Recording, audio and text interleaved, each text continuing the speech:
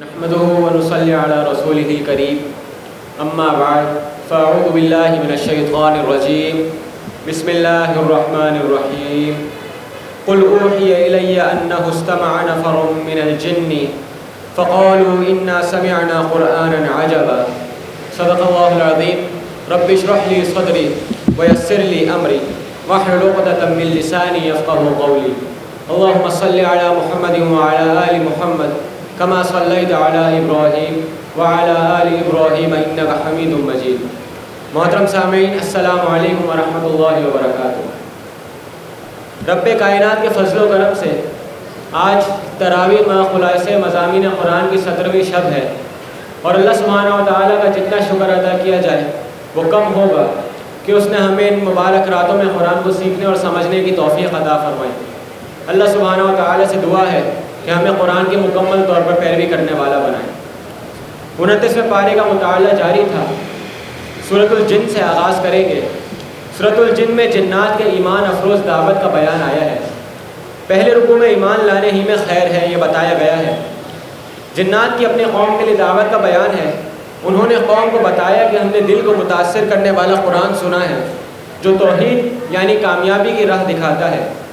اس کے برعکس ہمارا ہم جنس ابلیس بالکل احمق ہے جو ہمیں گمراہ کرنے پر تلا ہوا ہے۔ ہم نافرمانی کر کے اللہ سبحانہ و تعالیٰ کو زمین یا آسمان میں عاجز کر ہی نہیں سکتے۔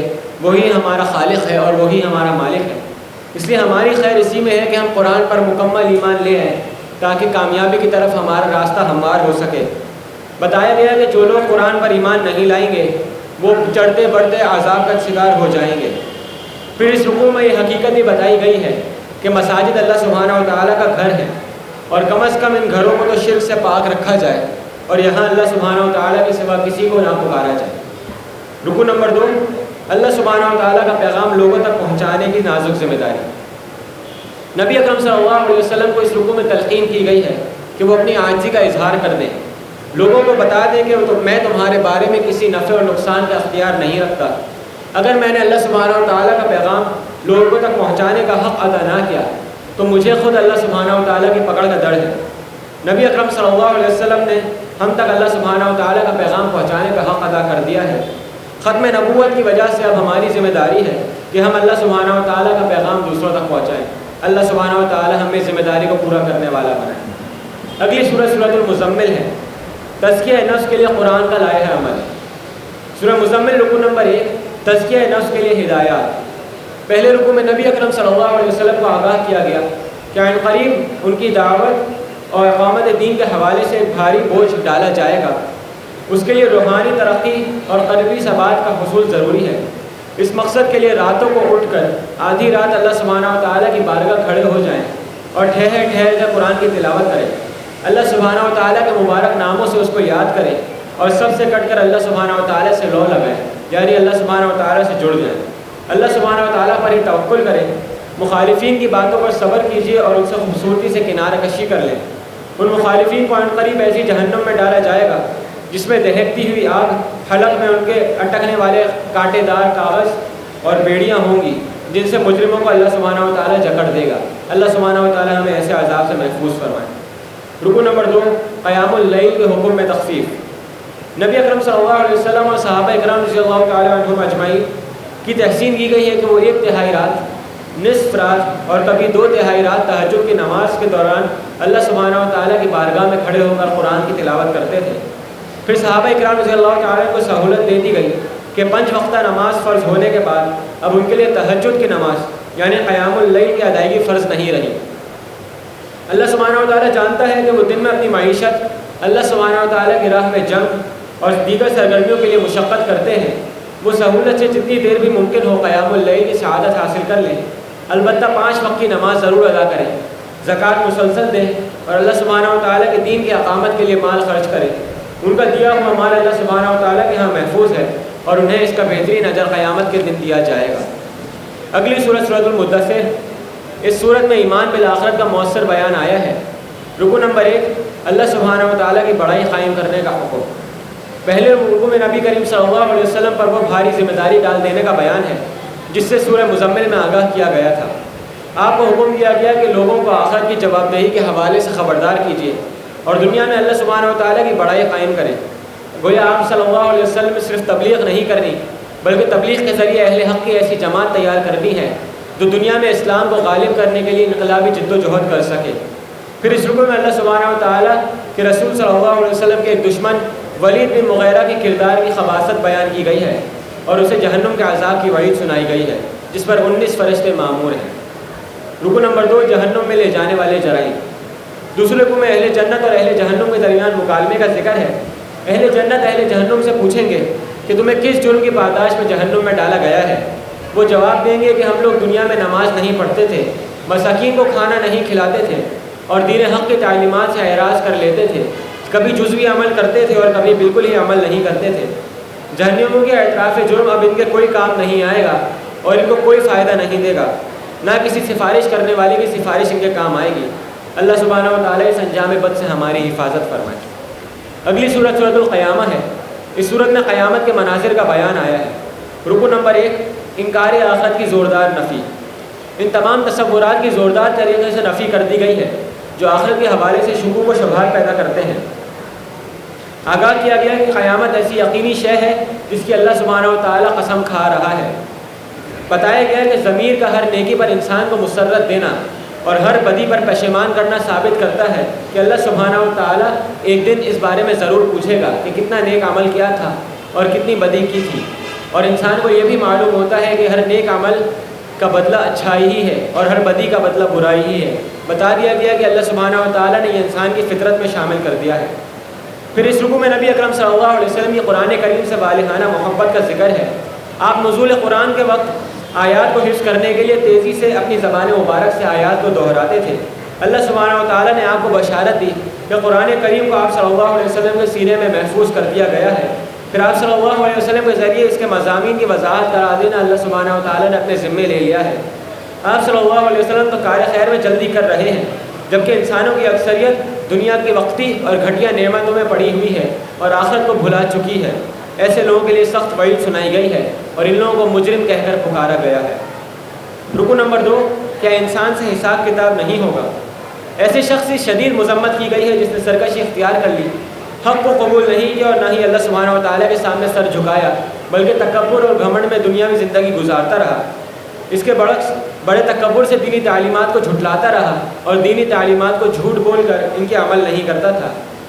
فرماتے ہیں اللہ سبحانہ و تعالیٰ کہ کیا انسان یہ سمجھتا ہے کہ اس سے بے مقصد اور آزاد پیدا کر دیا گیا ہے، جو جی میں آئے کرتا رہے اور اس سے کوئی پوچھے گا نہیں؟ بتایا گیا کہ ہرگز نہیں، ایسا بالکل بھی نہیں ہے۔ جس اللہ نے اسے نطفے سے بنایا، پانی اور مٹی سے بنایا، وہ اسے دوبارہ زندہ کرے گا، اور دنیا میں اس کے طرز عمل کے بارے میں رائی دانے کے برابر بھی عمل کیا ہوگا اس بارے میں بھی پوچھ گچھ ہوگی۔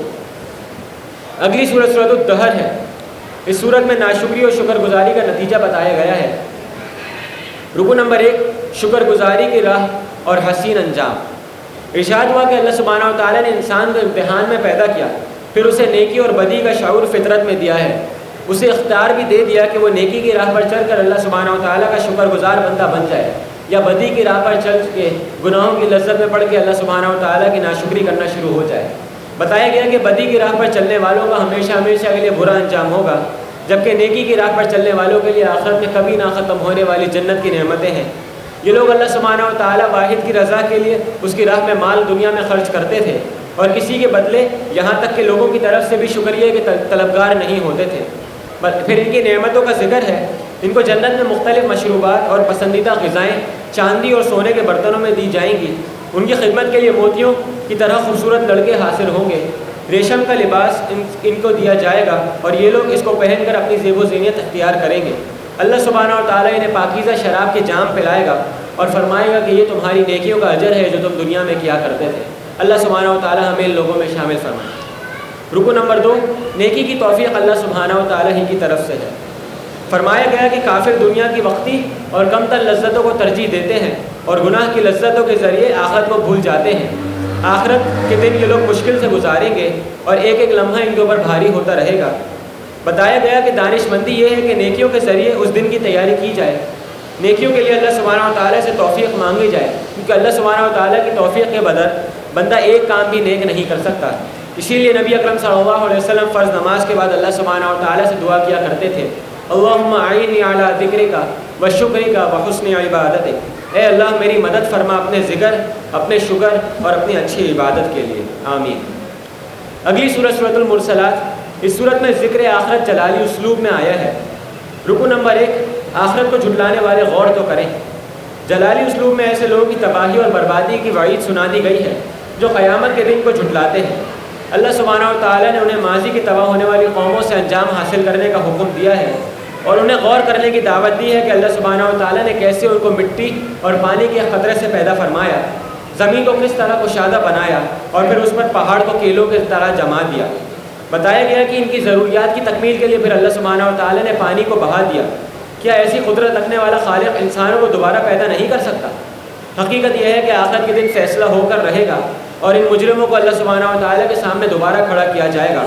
اس دن یہ لوگ شرمندگی کے مارے اللہ سبحانہ و تعالیٰ کے سامنے سر جھکا کر کھڑے ہوں گے اور ان کے منہ سے کوئی الفاظ نہیں نکلیں گے۔ پھر جہنم کی دہکتی ہوئی آگ میں ان لوگوں کو گھسیٹ کر پھینک دیا جائے گا۔ رکو نمبر 2، متقین اور مجرمین کا انجام۔ بتایا گیا کہ متقین کو جنت کی ٹھنڈی ہواؤں، خوش ذائقہ مشروبات اور لذیذ میوہ جات سے نوازا جائے گا۔ ان سے کہا جائے گا کہ اپنے اعمال کے انعام کے طور پر بے فکر ہو کر جو چاہو کھاؤ اور جو چاہو پیو۔ اس کے برعکس مجرموں سے کہا جائے گا کہ دنیا میں تمہیں جو مزے کرنے تھے تم لوگوں نے کر لیے ہیں، اب آخرت میں تم لوگوں کے لیے شدید عذاب ہے۔ بتایا گیا کہ ان کا دائمی ٹھکانہ جہنم ہی ہوگا۔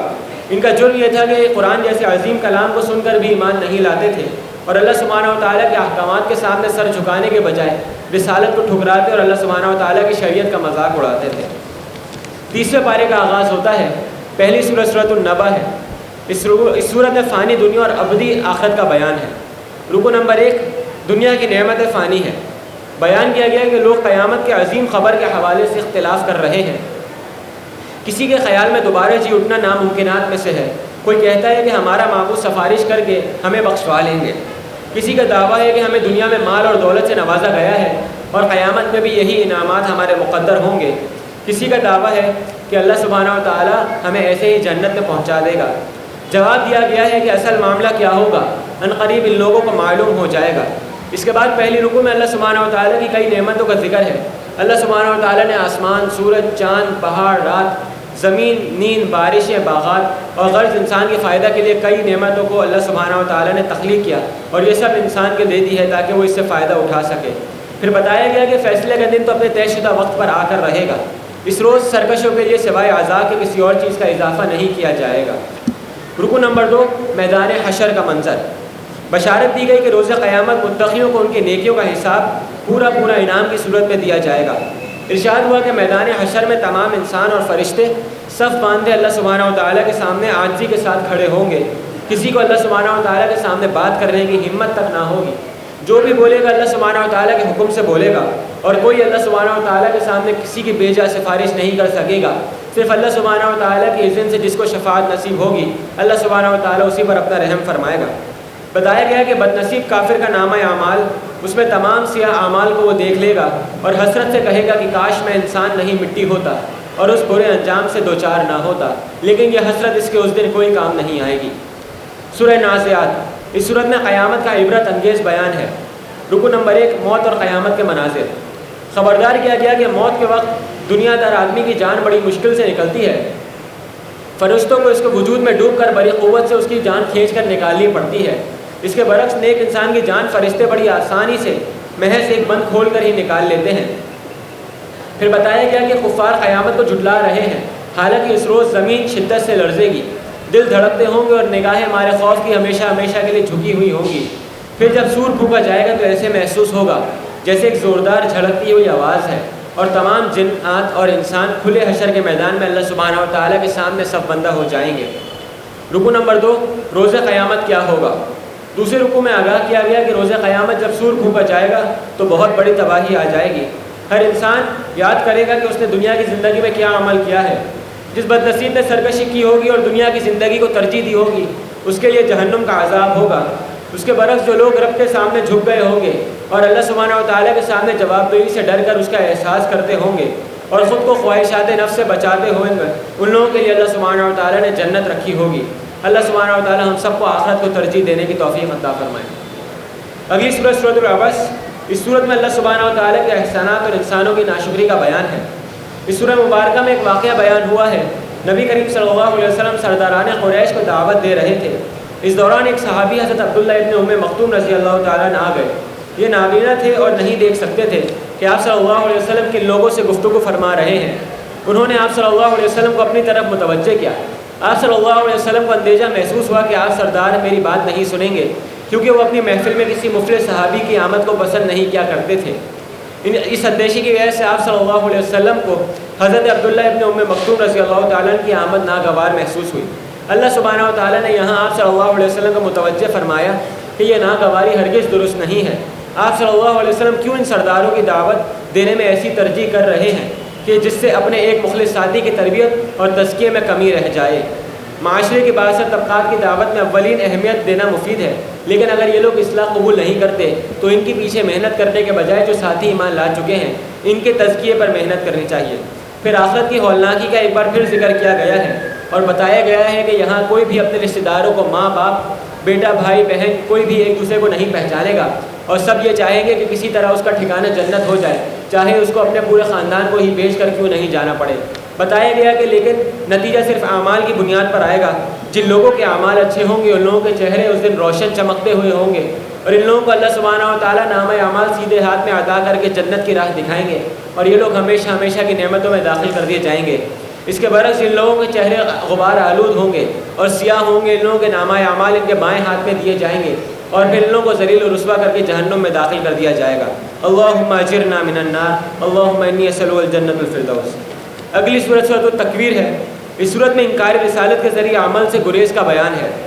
سورہ مبارکہ میں بیان کیا گیا کہ روز قیامت سورج کی بساط لپیٹ دی جائے گی، ستارے ماند پڑ جائیں گے، پہاڑ چلائے جائیں گے اور سمندر کھولتے ہوئے پانی کی طرح ابل رہے ہوں گے۔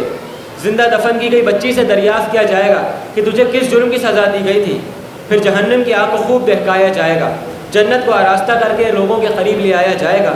اس روز ہر انسان دیکھ لے گا کہ کیا اعمال اللہ سبحانہ و تعالیٰ کے پیش کرنے کے لیے لایا ہے۔ پھر اللہ سبحانہ و تعالیٰ نے ارشاد کیا کہ قرآن حکیم صرف اس کا کلام ہے، اور جس سے اللہ سبحانہ و تعالیٰ کے مقرب فرشتے حضرت جبرائیل علیہ السلام نے نبی اکرم صلی اللہ علیہ وسلم کے مضبوط قلب مبارک پر نازل فرمایا۔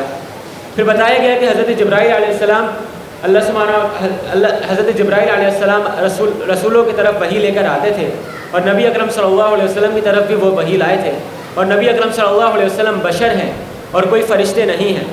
بتایا گیا کہ نبی اکرم صلی اللہ علیہ وسلم ہرگز کاہن یا مجنون یا شاعر نہیں، بلکہ انہوں نے اپنی آنکھوں سے رسول ملک علیہ السلام کو اصل ملکوتی صورت میں واضح افق پر دیکھا۔ مراد حضرت جبرائیل علیہ السلام ہے کہ آپ صلی اللہ علیہ وسلم نے وہ واحد انسان ہے حضرت جبرائیل علیہ السلام کو اپنی اصل شکل میں دیکھا ہے۔ بتایا گیا کہ شیطان تم لوگوں کو گمراہ کرنا چاہتا ہے، تم لوگوں کو چاہیے کہ قرآن کے ذریعے یاد دہانی حاصل کرو تاکہ آخرت کے دن کی تیاری کر سکو اور دنیا میں جو ذلت و رسوائی ہے اس سے بھی بچو، اور اللہ سبحانہ و تعالیٰ آخرت میں بھی تمہیں کامیاب فرمائے۔ اللہ سبحانہ و تعالیٰ ہمیں مکمل طور پر قرآن کے حقوق ادا کرنے کی توفیق عطا فرمائے اور قرآن کو اپنا ضابطۂ حیات بنانے کی توفیق عطا فرمائے۔ اب ہم 12 رکعت تراویح کی طرف بڑھیں گے۔ وآخر دعوانا ان الحمد للہ رب العالمین، والسلام علیکم ورحمۃ اللہ وبرکاتہ۔ اعوذ باللہ من الشیطان الرجیم، بسم اللہ الرحمن الرحیم۔ سورۃ الانفطار سے ایک بار پھر مطالعے کا آغاز کریں گے۔ سورۃ الانفطار انکار جزا و سزا کے ذریعے عمل سے گریز کا بیان آگاہ کر رہی ہے۔ یہ سورت کے روز قیامت آسمان پھٹ جائے گا، ستارے بکھر جائیں گے اور سمندر اپنی حدود سے نکل کر بہنا شروع ہو جائیں گے۔ قبروں کو کھود کر ان میں سے مدفون انسانوں کو نکالا جائے گا۔ پھر ہر انسان جان لے گا کہ اس نے دنیا میں کس شے کو ترجیح دی تھی اور کس شے کو پس پوش ڈال دیا تھا۔ یہ تصور بظاہر تو خوشکن ہے، لیکن دراصل یہ پرفریب ہے کہ اللہ سبحانہ و تعالیٰ رب کریم ہے اور کسی بھی انسان کو جہنم میں نہیں ڈالے گا۔ بتایا گیا کہ اللہ سبحانہ و تعالیٰ کی عطا کردہ شریعت پر اگر کوئی عمل نہیں کرتا اور اس کی شریعت کا مذاق اڑاتا ہے، اور اگر کوئی صرف جزوی عمل کرتا ہے یعنی اس میں سے کچھ کو مان لیتا ہے اور اس پر عمل کر لیتا ہے، اور جو مشکل لگتا ہے اس کو چھوڑ دیتا ہے، تو ایسے لوگوں کے لیے کامیابی نہیں بلکہ ہمیشہ ہمیشہ کا خسارہ ہے۔ بتایا گیا کہ نیک لوگوں کو جو دنیا میں اللہ سبحانہ و تعالیٰ کی شریعت پر مکمل عمل کرتے تھے، ان لوگوں کے لیے آخرت میں نہ ختم ہونے والی جنت کی نعمتیں ہیں، اور جن لوگوں نے اللہ سبحانہ و تعالیٰ کی شریعت کو بھلا دیا تھا ان لوگوں کے لیے ہمیشہ ہمیشہ کی رسوائی اور جہنم کا عذاب ہے۔ اگلی سورت سورۃ المطففین، سرکشوں اور نیکو کاروں کا انجام۔ ناپ توڑ میں ڈنڈی مارنے والوں کو بربادی کی وعید سنائی گئی ہے۔ وہ لیتے ہوئے تو ہر شے پوری لیتے ہیں، لیکن دیتے ہوئے کمی کرتے ہیں۔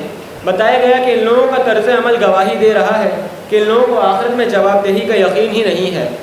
آخرت میں ان جیسے سرکشوں کو جہنم میں پھینک دیا جائے گا اور ان لوگوں سے کہا جائے گا کہ یہ تم لوگوں کے لیے سزا ہے اس چیز کے لیے جو تم اللہ سبحانہ و تعالیٰ کے احکامات کو جھٹلاتے تھے۔ بتایا گیا کہ اس کے برعکس نیکوکاروں کو جنت کی نعمتوں میں لطف اندوز کیا جائے گا۔ ان لوگوں کے چہروں پر نعمتوں کی تازگی نمایاں ہوگی جسے دیکھ کر اہل جہنم جلیں گے۔ بتایا گیا کہ مقابلہ کرنے والوں کو چاہیے کہ ان نعمتوں کے حصول کے لیے نیکیاں کر کے ایک دوسرے سے آگے نکلیں۔ نیکیوں میں سبقت لے جانے کا سبق دیا گیا ہے۔ اگلی سورۃ سورۃ الانشقاق، اللہ سبحانہ و تعالیٰ کے سامنے حاضری کا بیان۔ قیامت کی کچھ نشانیاں بتائی گئی ہیں۔ اس کے بعد بتایا گیا ہے کہ انسان دنیا میں مشقتیں جھیلتے جھیلتے اللہ سبحانہ و تعالیٰ کی طرف جا رہا ہے، اسے آخرت میں اللہ سبحانہ و تعالیٰ کے سامنے اپنے ایک ایک عمل کی جواب دہی کرنی ہے۔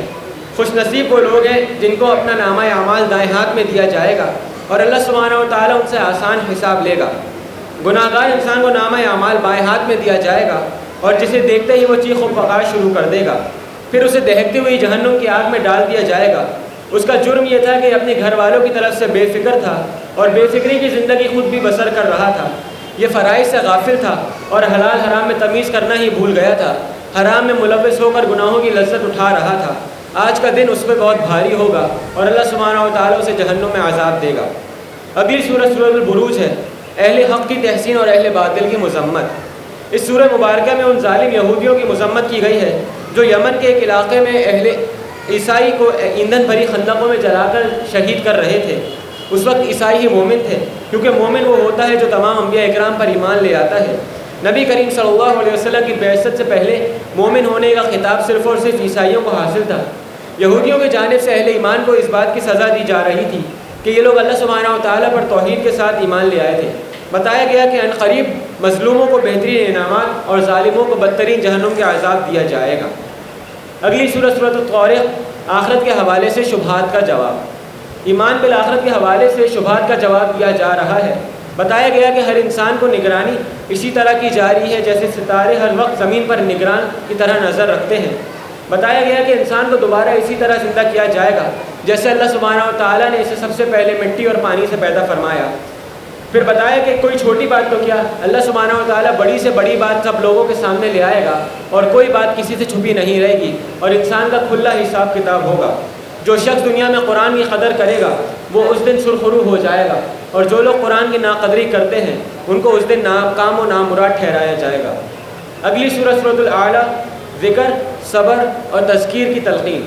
نبی اکرم صلی اللہ علیہ وسلم کو تلقین کی گئی ہے کہ اللہ سبحانہ و تعالیٰ کا ذکر مبارک کرتے رہیں، صبر کریں اور قرآن کے نزول کے حوالے سے جرگتی نہ کریں، لوگوں کو آخرت کی یاد دہانی کراتے رہیں۔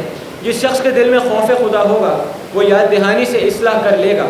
بڑا ہی بدبخت ہے وہ بدنصیب جو یاد دہانی سے بھی فائدہ نہیں اٹھاتا اور دنیا میں غافل رہتا ہے اور آخرت کو بھول جاتا ہے۔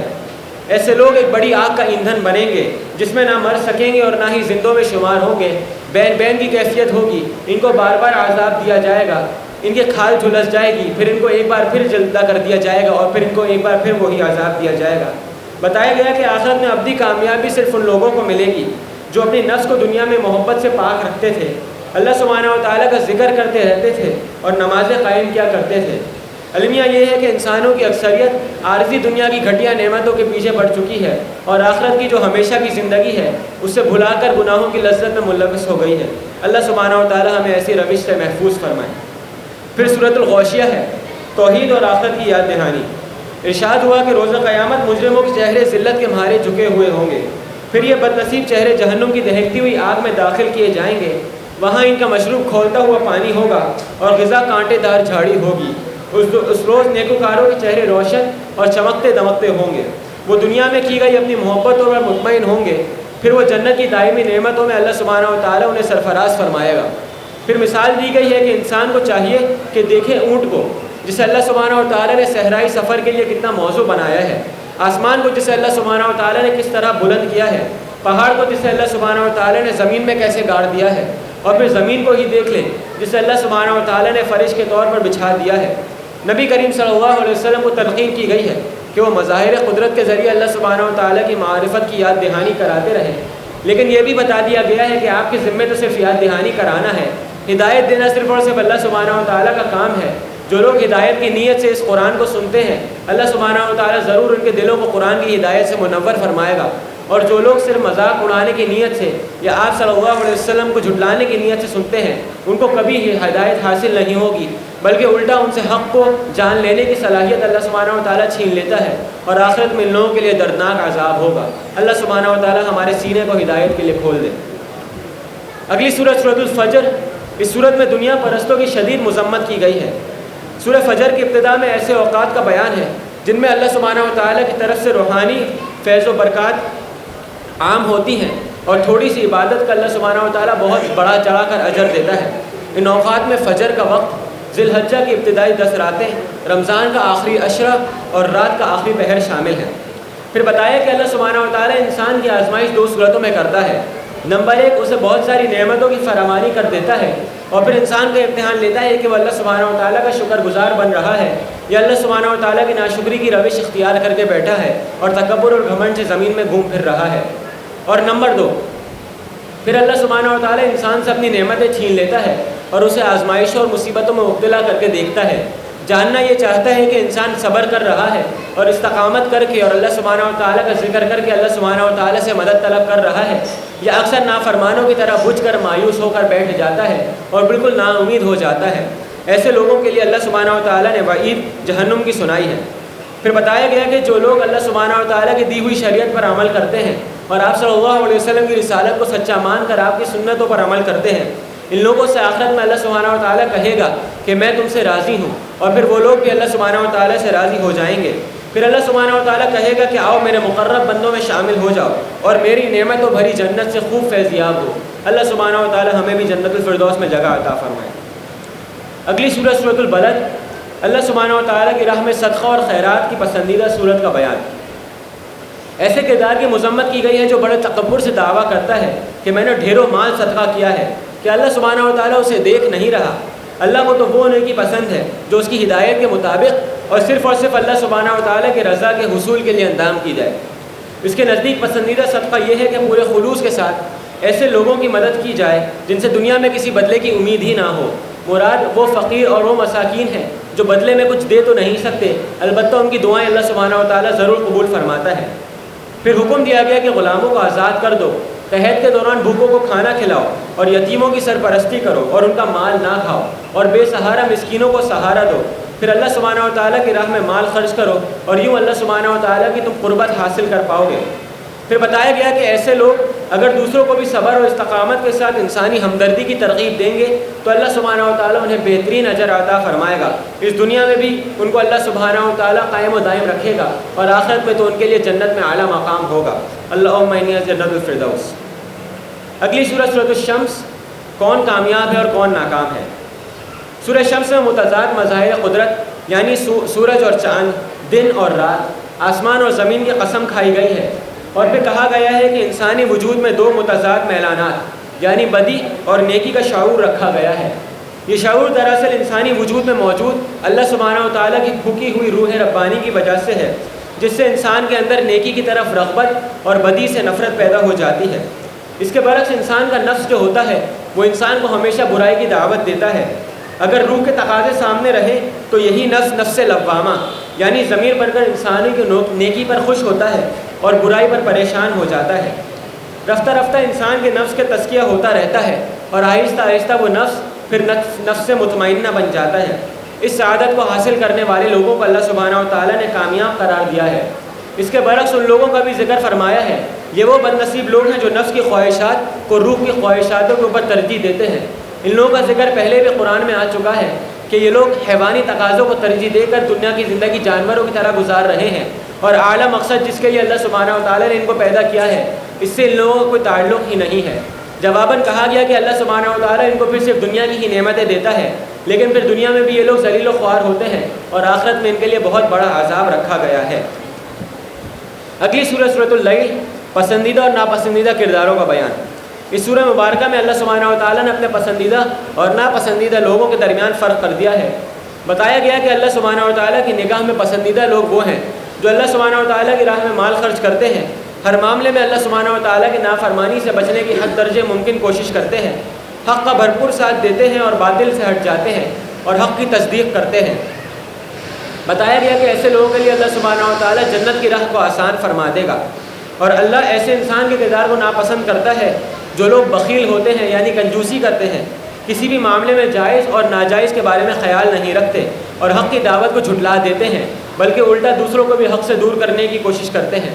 بتایا گیا کہ ایسے کردار والوں کو آخرت میں جہنم کے لیے ان لوگوں کے لیے آسان راہ دکھا دی جائے گی اور جنت میں ان کو نہیں بھیجا جائے گا۔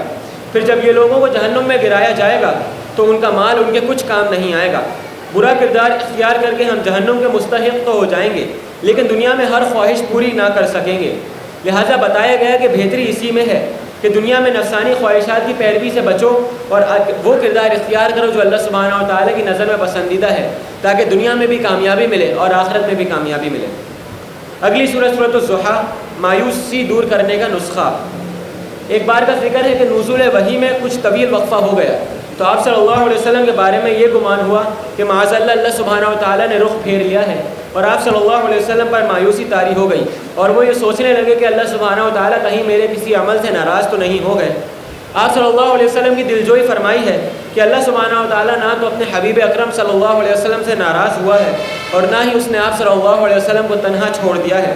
بتایا گیا کہ وہ تو آپ صلی اللہ علیہ وسلم کے مسلسل درجات کو بلند فرما رہا ہے، اور عنقریب آپ صلی اللہ علیہ وسلم کو وہ کچھ عطا فرمائے گا جس کو دیکھ کر آپ صلی اللہ علیہ وسلم خوش ہو جائیں گے۔ پھر اللہ سبحانہ و تعالیٰ نے آپ صلی اللہ علیہ وسلم پر کی گئے احسانات کا ذکر کیا ہے۔ بتایا کہ جب آپ یتیم تھے تو اللہ سبحانہ و تعالیٰ نے آپ کو سہارا دیا۔ آپ صلی اللہ علیہ وسلم حق کی تلاش میں بے چین تھے اور بار بار غار حرا کے چکر لگا رہے تھے، تو اللہ سبحانہ و تعالیٰ نے قرآن کے نزول کے ذریعے آپ کی مدد کی اور آپ کو ہدایت دی۔ پھر آپ صلی اللہ علیہ وسلم تنگ دستی کا شکار تھے تو آپ صلی اللہ علیہ وسلم کو غم روزگار سے فارغ کر دیا۔ بتایا گیا کہ مایوسی کی کیفیت میں اللہ سبحانہ و تعالیٰ کی عنایات کا تصور انسان کو تسکین دیتا ہے اور مایوسی دور کر دیتا ہے۔ اگلی سورۃ سورۃ الانشراح، اس سورت میں نبی کریم صلی اللہ علیہ وسلم کی مشکل کو آسان کر دینے کا بیان ہے۔ ارشاد ہوا کہ اللہ سبحانہ و تعالیٰ نے نبی کریم صلی اللہ علیہ وسلم کی ایک مشکل کو آسان کر دیا۔ آپ غار حرا کی تنہائیوں میں اللہ سبحانہ و تعالیٰ سے لو لگانے کا سرور حاصل کرنے کی کوشش کر رہے تھے۔ ایسے میں اللہ سبحانہ و تعالیٰ نے آپ صلی اللہ علیہ وسلم کو حکم دیا کہ جائیے اور لوگوں کو آخرت کی جواب دہی کے حوالے سے خبردار کیجیے، یعنی نبوت عطا کی اور پھر اپنے رب کی بڑائی کو قائم کیجیے۔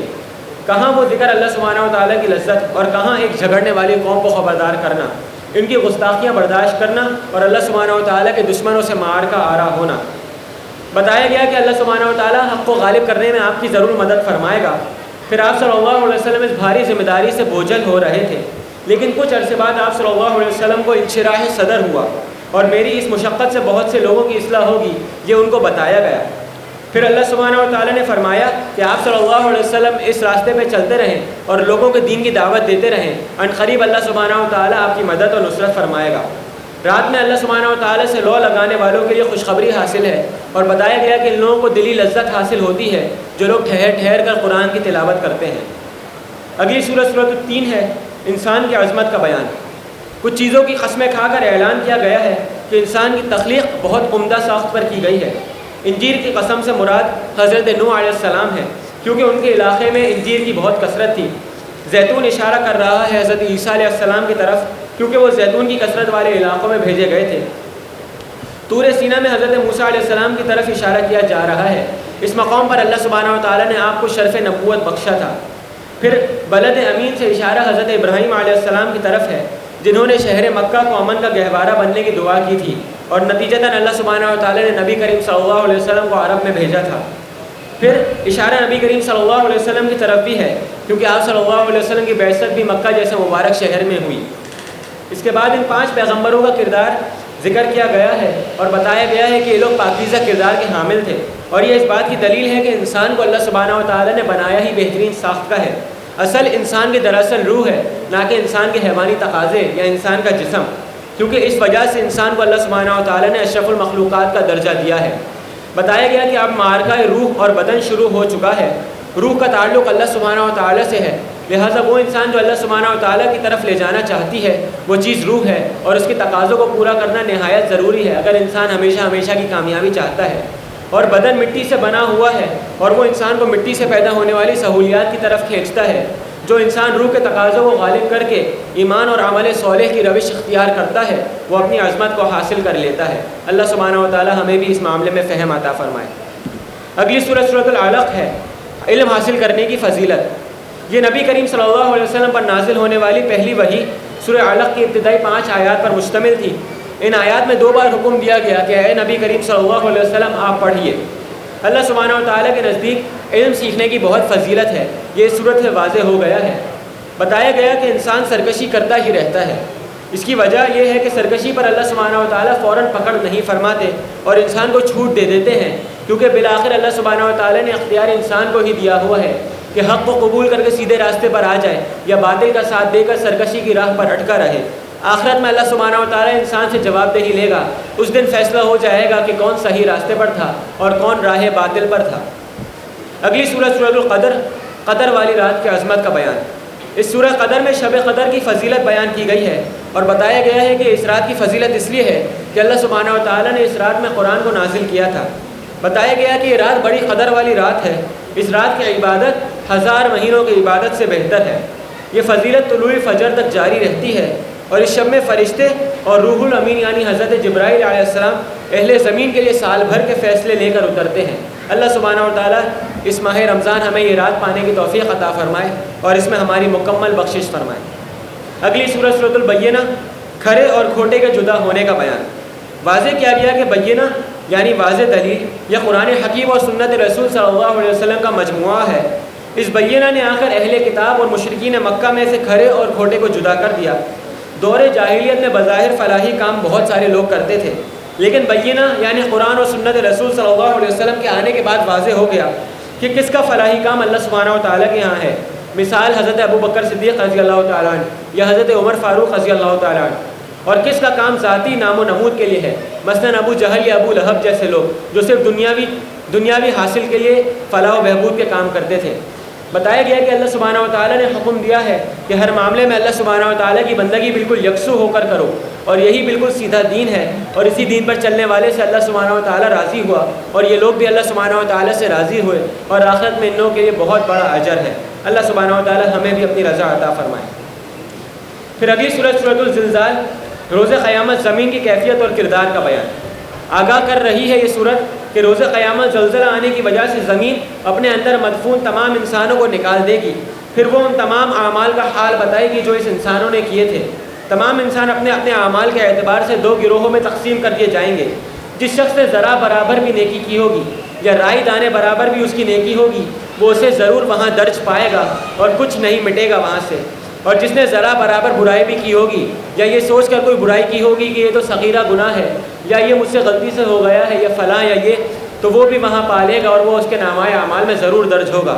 اللہ سبحانہ و تعالیٰ ہمیں نیکیاں کرنے کی توفیق عطا فرمائے۔ پھر اگلی سورۃ سورۃ العادیات ہے۔ اس سورت میں انسان کی ناشکری کا بیان ہے۔ انسان کے کردار کا گھوڑے سے موازنہ کیا گیا ہے۔ بتایا گیا کہ گھوڑا اپنے مالک کا انتہائی وفادار ہوتا ہے۔ مالک گھوڑے کا خالق تو نہیں ہوتا اور نہ ہی اس کی خوراک کو پیدا کرتا ہے، وہ تو صرف اللہ سبحانہ و تعالیٰ کی پیدا کردہ خوراک گھوڑے کے سامنے ڈال دیتا ہے، اور گھوڑا پھر اپنی جان کی پرواہ کیے بغیر ہر مہم میں اپنے مالک کا ساتھ دے رہا ہوتا ہے۔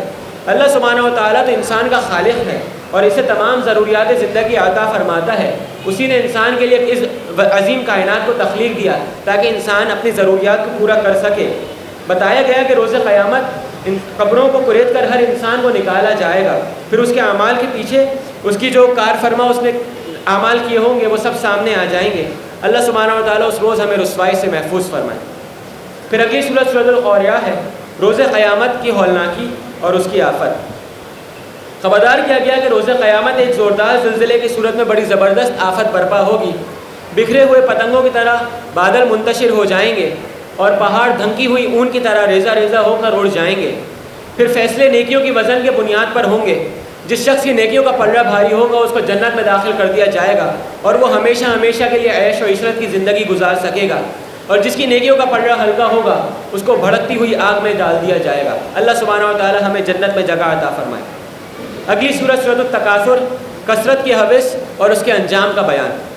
سورۃ تکاثر میں ان بدنصیبوں کے حال پر افسوس کیا گیا ہے جنہیں کثرت کی حوث نے اللہ سبحانہ و تعالیٰ کے احکامات سے غافل کر دیا، یہاں تک کہ وہ مر گئے اور پھر اپنی قبروں کو جا پہنچے۔ بتایا گیا کہ عن قریب کثرت کے حوث کا برا انجام جہنم کی صورت میں لوگوں کے سامنے آ جائے گا، اور ان سے دنیا میں عطا کی جانے والی ہر نعمت کے بارے میں باز پرس ہوگی، اور کہا جائے گا کہ نعمت استعمال کر کے اللہ سبحانہ و تعالیٰ کی اطاعت کی تھی یا شیطان کی روش پر چل کے ناشکری کی تھی اور خطاؤں کی معافی نہیں مانگی تھی اور شیطان کے ہی ساتھی بن کر زندگی گزاری تھی۔ جو لوگ اللہ سبحانہ و تعالیٰ کا ساتھی بن کر زندگی گزاریں گے ان کے لیے آخرت میں جنت کا وعدہ ہے، اور جو لوگ راہ شیطان یا راہ باطل پر چلتے رہیں گے ان لوگوں کے لیے آخرت میں ہمیشہ ہمیشہ کی ناکامی اور ہمیشہ ہمیشہ کا نقصان ہے۔ پھر اگلی سورۃ سورۃ العصر، جہنم سے بچنے کا راستہ۔ تاریخ انسانی کو گواہ بنایا گیا ہے اور بتایا گیا ہے کہ دنیا میں آنے والے تمام انسانوں کی اکثریت دنیا کے دھوکے میں آ گئی اور اس نے غفلت کی زندگی گزاری اور جہنم میں جانے والی راہ معاذ اللہ اختیار کی۔ بتایا گیا کہ البتہ ایسے لوگ جہنم سے بچ سکتے ہیں جو نبی اکرم صلی اللہ علیہ وسلم کی بتائی ہوئی تعلیمات پر ایمان لے آئیں، پھر وہ اچھے اعمال کریں اور دوسروں تک حق پہنچانے کا کام کریں اور تبلیغ حق کے راہ میں آنے والی مشکلات پر ایک دوسرے کو صبر کی تلقین کریں۔ اللہ سبحانہ و تعالی ہمیں بھی ان صفات کا حامل بنائے۔ اگلی سورۃ سورۃ الہمزہ، مال سمیٹ سمیٹ کر رکھنے والوں کے برے انجام کا ذکر۔ ایسے انسان کے پست کردار کو بے نقاب کیا گیا ہے جس کا مقصود صرف اور صرف مال و دولت کو جمع کرنا ہو۔ بتایا گیا کہ اس گھٹیا مقصد کے لیے جھوٹ، دھوکہ دہی، خیانت اور لگائی بجھائی، غرض کسی بھی اخلاقی برائی کو یہ لوگ برائی نہیں سمجھتے اور ان کا جو جی میں آتا ہے یہ لوگ کر جاتے ہیں۔ وہ روپے پیسے کو ہی کامیابی اور عزت کا معیار سمجھتے ہیں، مال کو جمع کرتے رہتے ہیں اور سمجھتے ہیں کہ اس کی بقا اور بعد از موت ناموری مال ہی کی وجہ سے ممکن ہے۔ ایسے گھٹیا انسان کو عنقریب ایسی دہکتی ہوئی آگ میں پھینکے گا جہاں سے واپسی بالکل بھی ممکن نہ ہوگی۔ اس دن اس کا کمایا ہوا مال اس کے کام نہیں آئے گا اور وہاں فیصلہ صرف اور صرف نیکیوں کی بنیاد پر ہی ہوگا۔ اللہ سبحانہ و تعالی ہمارے دلوں سے مال کی محبت کو نکال کر اپنی محبت داخل فرمائے۔ پھر اگلی سورۃ سورۃ الفیل ہے، ہاتھی والوں کے برے انجام کا بیان۔ سورۃ الفیل میں ہاتھی والوں کی معجزانہ تباہی کا بیان کیا گیا ہے۔ یہ ہاتھی والے یمن کے عیسائی تھے جن کے سربراہ کا نام ابرہہ تھا۔ وہ چاہتا تھا کہ یمن سے لے کر شام تک کے تجارتی فوائد اہل یمن ہی حاصل کرے، لیکن اس وقت یہ فوائد قریش کو حاصل تھے کیونکہ خانہ کعبہ کے وجہ سے تمام لوگ قریش کی بہت عزت کرتے تھے اور قریش کے تجارتی قافلوں کے ساتھ ہی تجارت کرتے تھے۔ ابرہہ نے ایک فرضی بیت اللہ بنانے کی کوشش کی اور اس نے وہ یمن میں بنایا اور اس نے لوگوں کو دعوت دی کہ تمام دنیا سے لوگ آئیں اور وہاں جا کر اللہ سبحانہ و تعالیٰ کی عبادت کریں۔ اس کا مقصد صرف دنیاوی مال و دولت حاصل کرنا تھا۔ لوگوں نے اس کی دعوت کو قبول نہیں کیا اور نتیجتاً اس کے دل میں کینہ اور بغض پیدا ہوا۔ پھر اس نے فیصلہ کیا کہ یہ جا کر بیت اللہ پر معاذ اللہ حملہ کرے گا اور اسے پاش پاش کر دے گا۔ اپنے لشکر میں یہ 13 ہاتھی اور بہت سارے لوگ لے کر آیا تاکہ بیت اللہ پر حملہ کرے۔ اللہ سبحانہ و تعالیٰ نے چھوٹے پرندے ابابیل جنہیں کہتے ہیں ان کے بہت سارے جھنڈ بھیجے جن کے پنجوں میں اور چوچوں میں ایسی چھوٹی چھوٹی کنکریاں موجود تھیں جو جیسے ہی کسی کے جسم پہ لگتی اس کا وہ جسم کا جو حصہ تھا وہ گلنا شروع ہو جاتا۔ اللہ سبحانہ و تعالیٰ نے وہ کنکریاں اوپر سے نازل فرمائی اور اس کے پورے لشکر کو تباہ و برباد فرما دیا۔ اگلی سورۃ سورۃ القریش، قریش پر اللہ سبحانہ و تعالیٰ کے احسانات کا ذکر۔ اس سورہ مبارکہ میں قریش کو بابر کیا گیا ہے کہ اللہ سبحانہ و تعالیٰ نے ابرہہ کے لشکر کو تباہ و برباد کر دیا تھا تاکہ تمہارے تجارتی قافلوں کو محفوظ رکھا جا سکے۔ بتایا گیا کہ احسان مندی کا تقاضا تو یہ ہے کہ تم خود ساختہ معبودوں کے بجائے بیت اللہ کے رب یعنی اللہ سبحانہ و تعالیٰ ہی کی عبادت کرو۔ وہ رب جس نے تمہیں بھوک مٹانے کے لیے غذا عطا فرمائی اور بیت اللہ کے گرد ایک خاص علاقے کو حرم قرار دے دیا تاکہ تم جنگ و جدل کے خوف میں امن سے رہ سکو۔ اگلی سورۃ سورۃ المعون ہے، جزا اور سزا کو جھٹلانے والے پست کردار کا بیان۔ سورہ معون میں آگاہ کیا گیا ہے کہ جو شخص جزا اور سزا کا یقین نہیں رکھتا وہ کردار کی انتہائی پستی کا شکار ہو جاتا ہے۔ یہی وہ شخص ہے جو یتیم کو دھکے دے کر نکال دیتا ہے اور محتاجوں اور یتیم کو سہارا نہیں بنتا بلکہ الٹا ان کو جھٹلا دیتا ہے۔ نماز جب چاہے پڑھتا ہے اور جب چاہے چھوڑ دیتا ہے، اور جب پڑھتا ہے تب بھی دکھاوے کے لیے اور لوگوں کی تعریفوں کے لیے پڑھتا ہے۔ عام استعمال کی اشیاء بھی کسی ضرورت مند کو نہیں دیتا۔ ان لوگوں کے لیے اللہ سبحانہ و تعالیٰ نے آخرت میں وعید سنائی ہے۔ اگلی سورۃ سورۃ الکوثر، نبی کریم صلی اللہ علیہ وسلم پر کثرت ان آیات کا بیان۔ نبی کریم صلی اللہ علیہ وسلم کو عطا کی جانے والی نعمتوں کا ذکر ہے۔ قرآن جیسی کامل ہدایت، اسلام جیسا مکمل دین، صحابہ اکرام جیسے جانثار ساتھی، بہت بڑی امت اور محض 21 برس میں دین کے غلبے کی نعمت اور اس کی سعادت آپ صلی اللہ علیہ وسلم کو اللہ سبحانہ و تعالیٰ نے بخشی۔ حکم دیا گیا کہ آپ صلی اللہ علیہ وسلم کو چاہیے کہ نعمتوں کا اللہ سبحانہ و تعالیٰ کے سامنے شکر ادا کرے، نماز کو قائم کرے اور قربانی پیش کر کر اللہ سبحانہ و تعالیٰ کا شکر ادا کرے۔ بتایا گیا ہے کہ دشمن سمجھتے تھے کہ آپ صلی اللہ علیہ وسلم کی اولاد نرینہ جو بچپن میں ہی انتقال فرما گئی تھی، ان کی وجہ سے آپ صلی اللہ علیہ وسلم کا نام باقی نہیں رہے گا، اور یہ لوگ آپ صلی اللہ علیہ وسلم کو معاذ اللہ ابتر یعنی مٹا ہوا کہہ دیتے تھے۔ بتایا گیا کہ اللہ سبحانہ و تعالیٰ ان لوگوں کو ہی مٹا دے گا اور ان کا نام و نشان بھی نہیں رہے گا۔ اگلی سورۃ سورۃ الکافرون، کافروں سے اعلان براءت۔ کافروں کی طرف سمجھوتے کی پیشکش کو سختی کے ساتھ رد کرتے ہوئے اللہ سبحانہ و تعالیٰ نے آگاہ کیا کہ نبی کریم صلی اللہ علیہ وسلم ہرگز تمہارے جھوٹے معبودوں کی عبادت نہیں کریں گے، اس طرح تم بھی نبی اکرم صلی اللہ علیہ وسلم کے معبود حقیقی کی عبادت نہیں کرتے ہو۔ معبود حقیقی کی تو کوئی اولاد یا شریک ہو ہی نہیں سکتا، جبکہ تم ایک ایسے اللہ سبحانہ و تعالیٰ کو مان رہے ہو جو فرشتے تم اس کی بیٹیاں کہتے ہو، اور تم خود ساختہ معبود جو کہ تم خود اپنے ہاتھوں سے بناتے ہو ان کی عبادت کرتے ہو۔ بتایا گیا کہ نبی کریم صلی اللہ علیہ وسلم کا تو تصور بہت پاک ہے، تمہیں تمہارا دین مبارک ہو، اور مسلمان اپنے دین کی پرورش کریں گے۔ جو لوگ جھوٹے معبودوں کی پیروی کرتے رہے، اللہ سبحانہ و تعالیٰ ان کو آخر میں شدید عذاب عطا کرے گا۔ بتایا گیا کہ مسلمانوں کی عبادت تو صرف اور صرف اللہ سبحانہ و تعالیٰ کے لیے ہی ہے، اور یہ لوگ اس کا اجر بھی صرف اللہ سبحانہ و تعالیٰ سے ہی طلب کرتے ہیں۔ پھر اگلی سورۃ سورۃ النصر، نبی اکرم صلی اللہ علیہ وسلم کے مشن کی کامیابی کا اعلان۔ یہ سورہ مبارکہ بشارت دے رہی ہے کہ عنقریب اللہ سبحانہ و تعالیٰ کی مدد آئے گی اور مسلمانوں کو فتح حاصل ہو جائے گی، دین اسلام غالب ہو جائے گا۔ گویا نبی اکرم صلی اللہ علیہ وسلم کا مشن مبارک اپنی تکمیل کو پہنچے گا اور لوگ جوق در جوق اور فوج در فوج اسلام میں داخل ہو جائیں گے۔ پھر اب نبی کریم صلی اللہ علیہ وسلم کو دنیا سے رخصت ہونے کی تیاری کرنی ہوگی۔ آپ صلی اللہ علیہ وسلم کو چاہیے کہ اس کیفیت کے آنے کے بعد کثرت سے اللہ سبحانہ و تعالیٰ کی تسبیح اور اللہ سبحانہ و تعالیٰ کی حمد بیان کرے۔ مشن کے دوران جو بھول آپ صلی اللہ علیہ وسلم سے ہوئی یا جو خطا آپ صلی اللہ علیہ وسلم کے ساتھیوں سے ہوئی، اس پر اللہ سبحانہ و تعالیٰ سے استغفار کریں، اللہ سبحانہ و تعالیٰ ضرور آپ کی خطاؤں کو معاف فرمائے گا۔ پھر سورۃ اللہب، گستاخ رسول صلی اللہ علیہ وسلم کے لیے شدید ترین وعید کا ذکر۔ ابو لہب آپ صلی اللہ علیہ وسلم کا سگا چچا اور پڑوسی تھا۔ وہ حسن سلوک کے بجائے آپ صلی اللہ علیہ وسلم کو گالیاں دیتا، کھانے کی ہانڈی میں نجاست ڈال دیتا، اور آپ صلی اللہ علیہ وسلم کی راہ میں کانٹے بچھاتا تھا تاکہ آپ صلی اللہ علیہ وسلم کو حد درجے ممکن تکلیف پہنچا سکے۔ تبلیغ دین کے دوران آپ صلی اللہ علیہ وسلم کے پیچھے چلتا اور لوگوں کو آپ کی بات سننے سے روک دیتا۔ اس سورہ مبارکہ میں اس کو وعید سنائی گئی ہے کہ اس کے دونوں ہاتھ ٹوٹ جائیں گے اور وہ برباد ہو جائے گا، اس کا مال اس سے کچھ کام نہیں آئے گا، اور روز قیامت انگاروں والی آگ میں جلے گا۔ پھر اس کی بیوی کا ذکر ہے، یہ بہت زیادہ لگائی بجھائی کے ذریعے فساد کی آگ بھڑکاتی تھی، وہ اس طرح ہلاک ہوگی کہ کھجور کی رسی اس کے گلے میں پھندا بن کر اٹک جائے گی۔ اگلی سورۃ سورۃ الاخلاص، اللہ سبحانہ و تعالیٰ کے یکتا ہونے کا بیان۔ اللہ سبحانہ و تعالیٰ کے معبود حقیقی کی امتیازی اوصاف کا بیان ہے۔ بتایا گیا ہے کہ اللہ سبحانہ و تعالیٰ واحد اور اکیلا ہے، وہی یکتا ہے اور وہی تمہارا خالق ہے۔ وہ کسی کا محتاج نہیں ہے، جبکہ اس کے علاوہ ہر شے اسی کے محتاج ہے۔ اس کی کوئی اولاد نہیں ہے اور نہ وہ خود کسی کی اولاد ہے، اور کوئی بھی ایسا نہیں ہے جو اس کی طرح کا ہو سکے۔